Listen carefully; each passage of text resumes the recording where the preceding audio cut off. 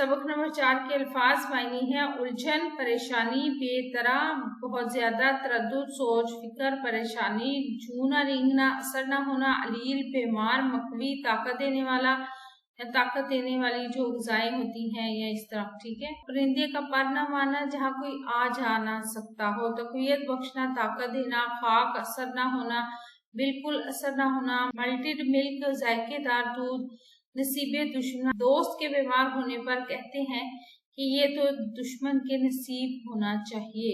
बेढंगा, बुरे रंग, ढंग का, थकान, थकावट, ताकीद करना, नसीहत करना, चिढ़ जाना, गुस्सा होना, जिद होना, तंग होना, सक्का, पानी भर कर लाने का काम करने वाला, कराहना, दर से आवाज निकालना, मुतलिक, जरूरत नहीं, बिल्कुल जरूरत नहीं, नगमा सराई, गीत गाना, क्वाड, दरवाजा, चुपका, खामोश, धमक, हावन दस्ते में किसी चीज के टूटने की आवाज। वीडियो कैसी लगी चैनल जरूर सब्सक्राइब करें, वीडियोस को लाइक और शेयर कीजिए, कमेंट करके बताएं मज़ीद कौन सी वीडियोस देखना चाहते हैं। अपना और अपने प्यारों का रखिए बहुत सा ख्याल। अल्लाह हाफिज।